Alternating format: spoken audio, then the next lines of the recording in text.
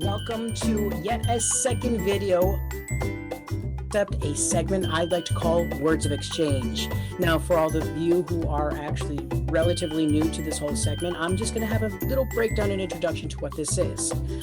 What Words of Exchange is, where I get to invite my creative friends, people that I know in various industries, just to basically share some poetry with each other. We have three poem challenges that we have given ourselves in advance, so that way we can share it with each other and basically have like a brief analysis or rather little commentary on each other, just basically a nice little exchange, words of exchange of what it is.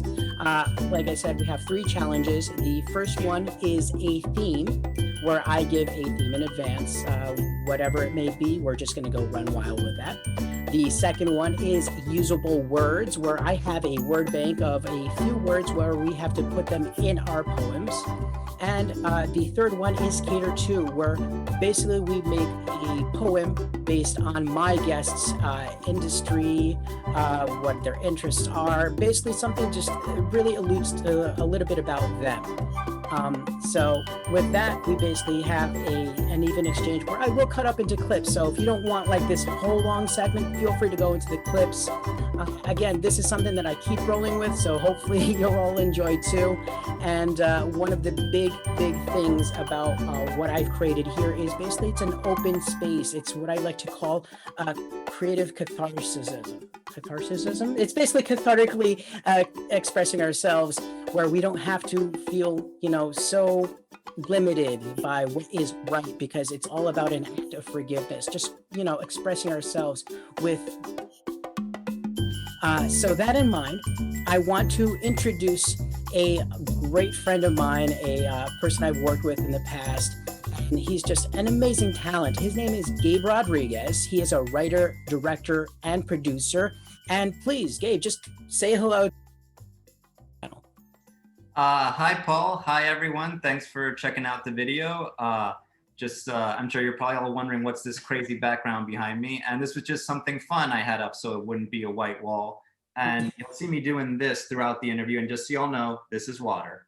Yeah, and you'll see some like the background kind of going into it. That's just because he likes to drink a little bit of his talents, if you will. So Good one. So that in mind, I like to kind of just like jump right in, dive in, and then, at the end of everything, there will be an interview that just kind of buttons up everything. So I like to kind of leave it to my guests to figure out how we want to kind of do the order of things. Again, the first one is going to be theme bank. Do you want to go first? Do you want me to go first? Either way, we're all going to get a hand at this. I'll go first. And actually, just something I kind of wanted you to know is since we touched base about like 3 days ago, I just wrote all three of these poems like right on the spot then, and I haven't actually reread them since then. So what you're getting now is very raw, not revised or edited at all. It's very Eddie Murphy of you. I appreciate that. Okay, so this was the first poem, and do you want to just yeah, so I'm just going to again repeat. This is part of Theme Bank. The theme that we have for this one, introduction on this one, is whimsical. And again, we're going to have Gabe start this off. All right, and I have the extremely creative title of Passing Whimsy.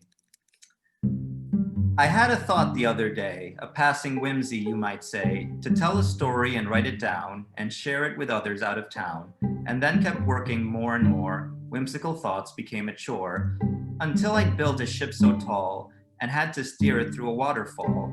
Whimsical dreams became fixed illusions, passing daydreams or delusions, until one day you asked me, sir, where did this come from? It's all a blur.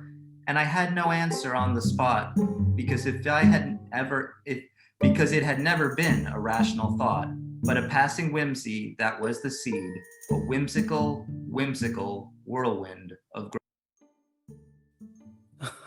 Oh, I like that. The imagery on that is absolutely amazing. You really took me on a journey with this. I love this. That was awesome. Yeah. And the whole idea is like, that's where creativity comes from. It comes from whimsical ideas, and it's a whimsy, but then you work on it and suddenly it becomes more than that. It starts to become a big ship you're steering, and you're like, wait, what did I create? What did I get myself into? I got myself into it from just a passing whimsy. Absolutely. I couldn't agree more on that one. That was fun. I loved it. Like I just could close my eyes and then you just really took me on this whole journey. I love this. That was awesome. Thank you. Um, cool. So now I guess let's go to mine. That's you start off pretty strong, I'll tell you. We're having fun here, you know. We are. So again, theme. It's basically whimsical, and what I call my poem is "I Heart the Day." Have you ever concluded at the start of your day, postulate the pestering position that fun is to be had? I know I have. Days of growing gestures, such as gentle giggles and grand guffaws, rooted from a clustering or mustering of sin, to which we all know we must give in. The responsibility of irresponsible desire to listen to your heart's strings, the emotional lyre, to relinquish your duties of future and to live in present, to gift yourself the whimsies so pleasant. So this I've claimed, something ever so true. I willed and wore and enjoyed its core. Though we know, I know, you know, like few, these are moments borrowed, so keep them one or two. For when we grow, it's not every day. When we shirk our work and allow life's play. Thanks. That was good. Now, I really love when you call the heart the emotional liar, because it's so true. The heart is the best liar. Oh yeah. It can lie to us, but it also sings because again, and hopefully for, I try not to bear too much context and I'll leave a lot of interpretation, but liar, as you would say, is exactly the way I use it as an instrument, Lyre. So, Oh yeah. Okay, now I get it. Yes. yeah. So that's, but I wanted that to be kind of like, juxtaposition between like, all right, where it can lie to us, but at the same time, it can also sing. So there's a lot of interpretation that I do like leave into that. And there's going to be a lot of that context in the following poems that I do have too. That's the beauty of the spoken word, when you can have something ambiguous like that. Exactly. Oh man, I'm loving this. So the next one that we have, our second poem, is usable words, again with our word bank, and this is where I reveal what our word bank is. So the 4 words that I gave us for our challenge. The first one is rail car. The second one is black. The third one is obscure, and the last one is excuse.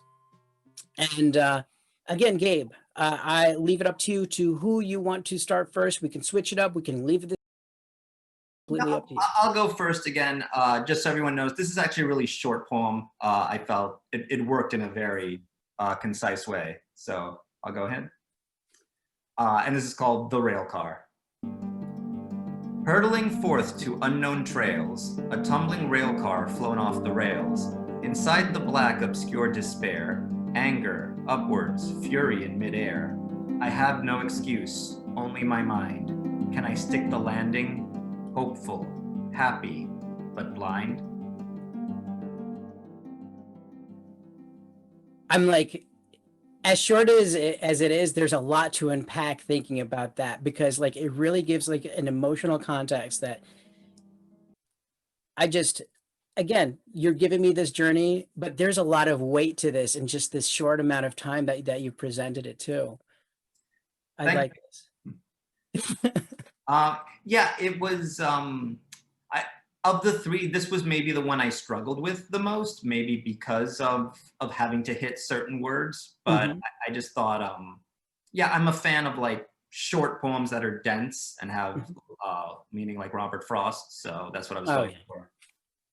Yeah, and again, for all of you, I mean, I've read quite a few bits of pieces of poetry from other poets myself. I try to lead inspiration from within too, but yes, Robert Frost, yeah, a definite inspiration, I can say, on a lot of things. I also try to dabble in different types of techniques and styles. Um, you'll even notice some things from like a certain pattern or a certain type of like rap like quality and certain things that I put into. Yeah, I was You know, actually wondering if that was like one of your influences was to try and make it like a spoken word performance piece. I try that a lot. I mean, thankfully for like pieces like Hamilton, and we have like our modern, our lyricists in general, from like saying rappers and stuff like that. That it really is an inspiration to a lot of people. So I mean, whether, and I also don't like, just to put it out there, I don't like constraints so much, and like having a certain type of uh method. A poem is a lot of it is a thing. It's a personal thing that you kind of put out how you want it to. It doesn't always have to rhyme. I mean, Dr. Seuss is not everybody, but we'll always go through the journey. It's something that's deeply personal, so never be afraid to just try various things out there. You Exactly. could be the new thing for all we know. Mhm. um so go we can go to mine again for our theme bank. I have a poem called Lost Love Crazy. Mi corazón, the rail car filled with matter, filling with passengers, but none to stay, left with few. No, nothing, just a scatter. Because the coals of desire have burnt you so black. Come in to depart, but never look back. Mi pasión, so obscure is your torment, leaving me here at the station to vent, spewing out tickets to ride, but that's only an excuse to cloak the shame you really hide. Mi cerebro, the conductor of control. We were good friends so long, long, long ago. But passion, corazón, they took over, wreaked havoc and mayhem, and soon lost order. The correct decisions are never too easy, because when it was, we let you go, bro, and end in lost love. Thanks. Wow, I think that's the most intense of everything that's been shared, and I appreciate the bits of Spanish. Um, yeah, I know you like to leave it open to interpretation, but part of me wants to know the story behind that. There's usually, like, in my life, and as in a lot of our lives, heartache is always to some part of has chiseled us to be. So um I would like to say, as passion and my heart has gone strong in a lot of my relationships, that heartache also remains, and also realizing and reassessing, that has taken over my mind on a lot of pieces, whether it's something relatively current or something far back. It's something that ever remains, and something that I can always speak upon almost at a demand, so that is definitely in context, a reflection of a lot of the passionate relationships I've had, and how I've really just have turned around, sometimes even for the worse, due to the control, or rather the embodiment of my two companions, which are my corazón and mi pasión. And I wanted, again, with the whole Spanish thing, I kind of wanted to kind of go back to our roots of how we worked with each other too, and we'll go into that, I believe, a little bit more into the interview. But I just kind of wanted to chime in on that, and our Latin roots, because I'm sure a lot of people kind of see me as a little ambiguous too. I am Latino 100%. For all of you asking too. Nice. Yeah, it was much appreciated. So we have our last one, which is cater to. With that, again, I'll ask you how you want to go with this. We can have you start off again if you want to.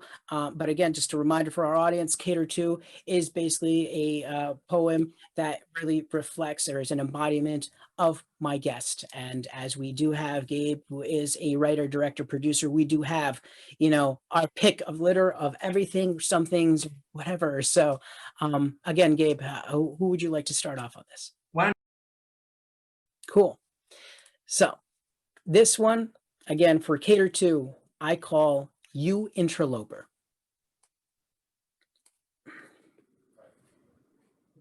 Scribble, ponder, strike that.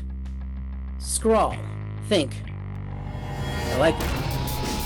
Cater to the theme. The pronoun, writer. Protagonist? No. Antagonist. To write a plight of might is not really in sight, is insightful. Insightful. Backspace, backspace. Soliloquy. Now we can create and orate on truth of fiction through diction, but it's all pistol. But that's the point, to struggle. Hear me, here we have context hidden in clues to which our audience are now the sleuths in finding the meaning of what we mean in the words with herrings about. I clout your mind with all I can find, but now I'm in a bind. You hate me. Because we're not simple, we're writers of art. We think in where thinking is, it's no simple chart. To guide you, then tell you is where we part. Malcolm's critics in where we inked heart. But let it be known. Enter, tab.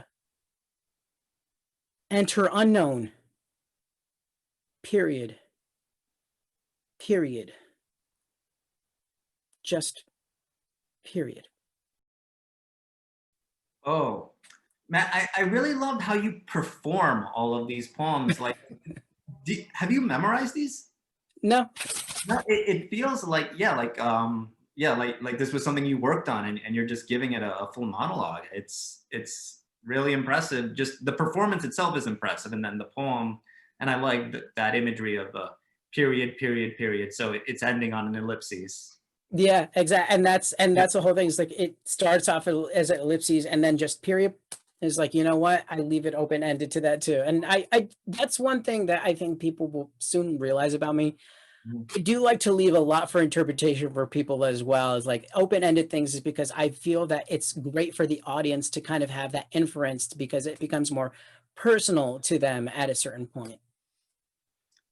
Nice. All right. Now I will go, and mine is called Inward Journey. Travel the world, active every day, yet nothing grows, no thoughts at play. Busy work, tedium, and projected success, tolls on the mind and no time to rest. Meanwhile, still waters run deep, growing, evolving, maturing so steep. A journey on the inside, unplanned, seems simple on the outside, unmanned. Through insomnia, through distress, I have written journeys in three-dimensional chess. In scope I grow, in theme I grow, as a person I glow, as an artist I show. And now I compare my journey to the world traveler, and we each spin our tales, the smoothest. Oh, wow. You are the maker in this. I love this. I love this. Again, you do have such a vivid sense of carrying a person through a journey. And especially this one, I think is like, it really resonates to like, I can feel the way that you create your craft in just the manner of how you've put that down and just the turmoil that you have in there too. And I think, you know, I put it in my poetry is like, it is a lot of times it starts with that struggle too, but then, you know, it's, that is what chisels us. This is like, you know, it's the love and hate that we both have in the same art. It's like we are compelled to do something and we are actively choosing to go through some of these struggles too. So it's wonderful. Yeah, and also just the fact that there's so many journeys you can take as an artist, and I know people who you know have worked on big projects and are doing these, you know, jobs on film sets where they're only getting 3-4 hours of sleep, and so they're active, they have a good paying job, but they're not happy. And I'm like, you know, it's good that you have that. I don't know if I want that experience. On the other hand, my experience seems more rooted, but I have my own things I've created. So I'm not saying one is better than the other, but let's compare our stories.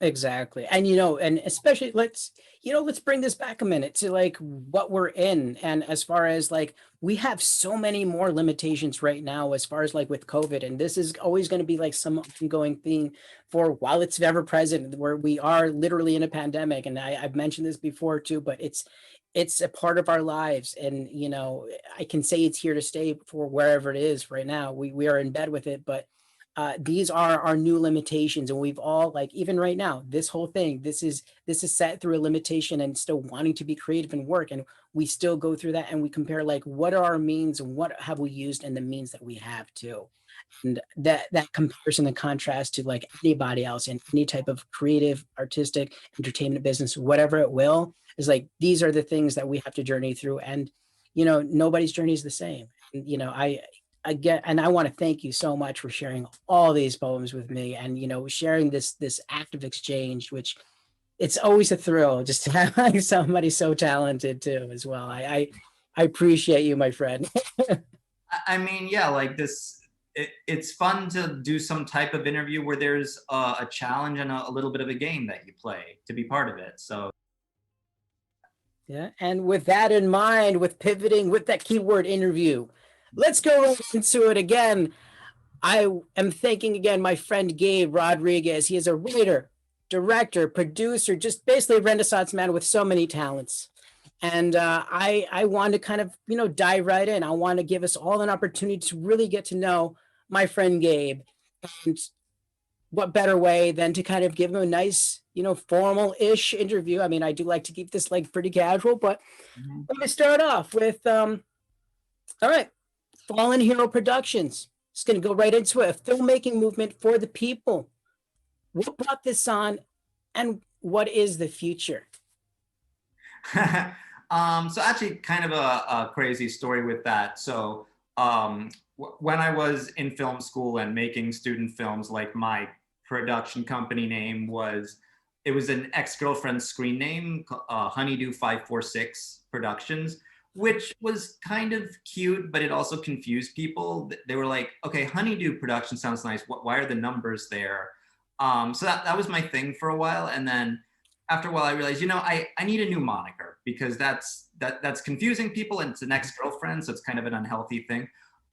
So I brainstormed a new name, and I just like the idea of fallen hero, of a mythological figure who was rising back up and creating art, or shaping the world. So I'm a fallen hero. Mm. And the idea of the fallen hero movement, of the idea that indie filmmaking is for everybody, that anybody can be an artist, that anybody is welcome to come and share their work. Certainly with filmmaking, there is this idea that a film is only valuable if it is made by Hollywood, or it's only successful based on how it does at the box office. But that's not really fair, because not every film is distributed the same way or marketed the same way. So yeah, I guess the idea was like fallen hero. This is the future of filmmaking. The future is streaming. The future is indie. The future is just sharing your stuff in this new format. Absolutely. And with that type of movement, because that truly is what it is that putting it in the hands of people who just want to send a message out there, to be able to say everybody has the right to create and there are no limitations, and we are no longer in an age like that old the old head theory of is like, what, you only have to have this is the only right way. This is really breaking out of the box, and I love that. That is probably the most important thing, and that's what I try to nurture is like we all have the ability to do things, and there should not be any stops. There should not be anybody to tell you this Yeah. is wrong. There's no construct out there. There's just, if you have that will, you have a venue, and especially where you have something like this available, that's got to be very important too. So I appreciate that as well. Thank you. Yeah, and obviously the internet has changed all that too. Like now, anybody can create a website. Anybody can share stuff. Uh, you are your own studio now. Exactly. Mm-hmm. Exactly. So when starting a project, what is What's the first spark you get? Ooh, like every project, like there have been different moments of inception. Like uh, script I'm working on now, where I had the idea literally since high school, and it's just been like finally took it off the shelf and dusted it off and went back to it. Whereas there's other things that uh, no, the idea just came while I was crossing the street one day, and I went, "Oh, that's a good story," and I start writing it. Um, so, like, what inspires you to start writing a story? That could be so many different things, and not Mhm. every story is good, and not every story ends up in the finished form. But then, once you've written the script, like making it into a film or a play or what have you, that uh, that then comes down to other factors, usually external, like where you are, what is available to you as an artist. Um, so like I guess like if I have to give one all-encompassing answer, like what is the first step? I would say the first step is a good idea and good people to work with to be a good team. Nice. And probably, and even with those people too, that they usually do, give a certain element of inspiration as well, because if we're all in ourselves, we're constantly, impressioned by our environment, by the people that we're around, and that only makes things a lot more solid as you keep going with it, right? Yeah, that's another thing. Like writing is obviously a very solitary activity, and sometimes you do get stuck in your own head. So like in the last year or so, I've really started working with beta readers and critique partners, and I think Hmm. that has helped me a lot. And sometimes just working with actors, like there's a character I'm not quite sure what this character is about, and sometimes just doing a casting, talking to an actor, and I'm impressed with an audition, and I'll meet the actor and I'll say, okay, you tell me what is the why of this character. And yeah, so that collaboration helps me as a writer. That's actually a very interesting point. I never thought of that. It's just like, and that's the adoption of ideas is like seen on other person's interpretation and taking from that's awesome. Hmm. So as a writer, can you tell us all? I mean, you already shared a little bit of that, but like, what is your formula? Like, how do you reach the quality that's right for you? Oof. Well, that's tough because obviously all art is subjective. So I would say it's more you have the idea and you work on it and work on it. And I feel like um, usually you know when you're ready to start writing a script. I think if it's not quite solid yet, you're gonna burn out right away, and you know that you will. Um, but when you know it's good, you jump into it, and then your first draft is never going to be good. Mhm. That's just you accept that. But then it's good to then go through the first draft, and anything that you yourself know is not working, cut that out. It's like yeah, like if you can't even convince yourself, you're not going to convince other people. Mhm. Um, and then it's a matter of sharing it with the right people, people who you know will critique, but also switch it up because you don't always want to use the same partners because then it stops feeling fresh.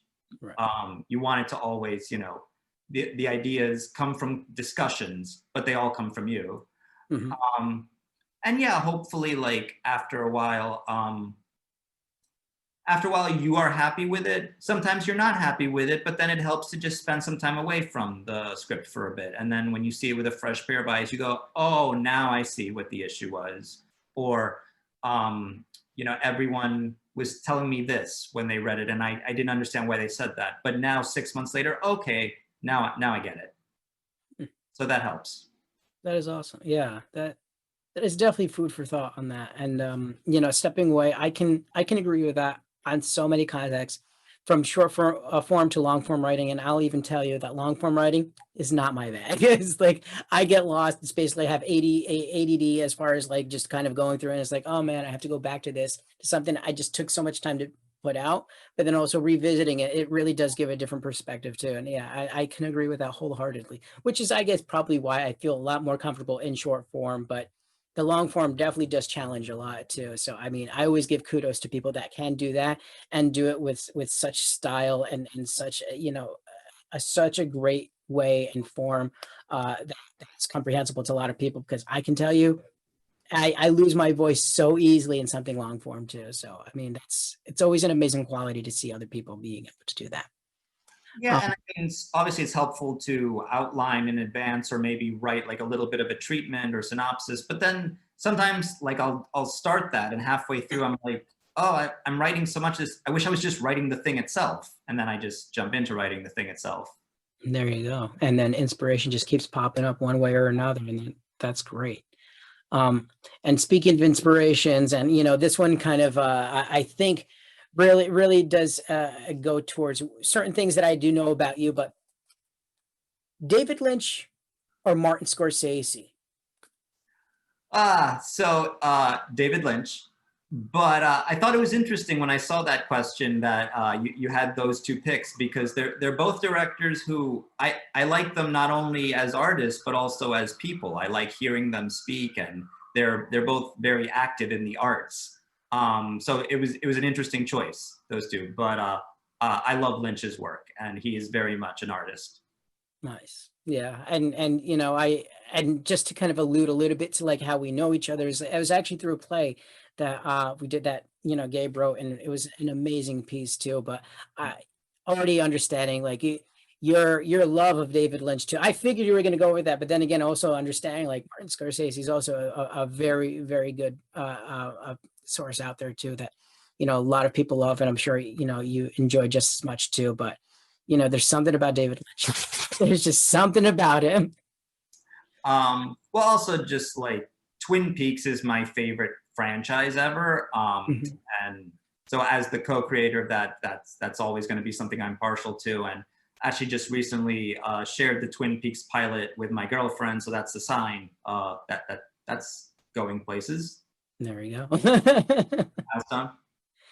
So I'm gonna leave it to like the last two elements to this interview, which again, I would like you to be able to share what projects you have coming up, and with that also, pretty much key in any type of social media links and any type of informational sources that our viewers can go seek to learn more about you, your projects, and everything else that you're doing in. And then with that, also please, give the viewers a message about what you would like to give all of them in the channel, any positive messages, just words of advice, anything that you want to give them, just all together in that one nice little bit onto this interview. Oh wow, that's a very long question, and it's going to have a very long answer. So I have a feature film called The Sisters Cardos, which is a loose retelling of Little Women, but set in the modern era of COVID-19. And so we just finished filming from about mid-September to mid-October. We're filming this like the day after Thanksgiving. So that's currently being edited, and it's still very, very rough, only like about a quarter of the way assembled. But very excited about that project, and just shooting a feature film in New York with COVID going on, what was an interesting experience. If you want to keep up with that on Instagram, it's Fallen Hero Productions. There's tons of stills from that film. On Facebook, it used to be if you went to Facebook, you looked up Gabe Rodriguez, you'd get a bunch of people with my name, but I think I've been going up in the algorithm, so that's a good sign. But you can also just, it might be easier if you go to Facebook and you look at some of my short films, Havana and Bushwick or Goddess of Time. And if you like those, then I'll see it and I'll reach out to you. All right, cool. And so like, as far as just a message to anyone out there, to everyone out there,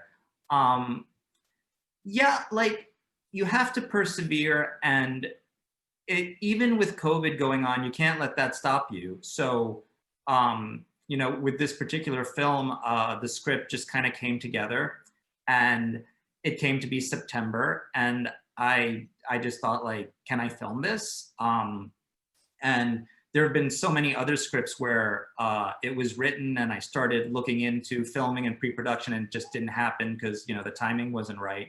And I just went, no, not this time. We're going to film it. So, I mean, if I can do that, you can do that. So to anyone out there, I would say, like, It's a cliche, but it's true. Like, if you wait for the right time, it will never come. If you wait till you're ready to do something, you will never be ready. You kind of have to jump in, and it. Of course, it's good to have a plan. It's good to think things out. But if you think things out too much, you probably won't do them. I could not agree with that any more than that. I mean, waiting too much is a missed opportunity waiting to happen, so to say.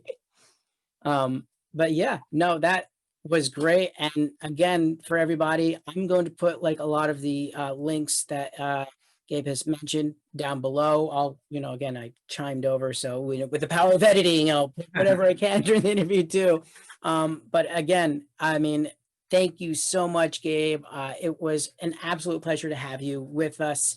Again, Gabe Rodriguez, writer, director, producer, a wonderful person. I highly recommend checking out his stuff.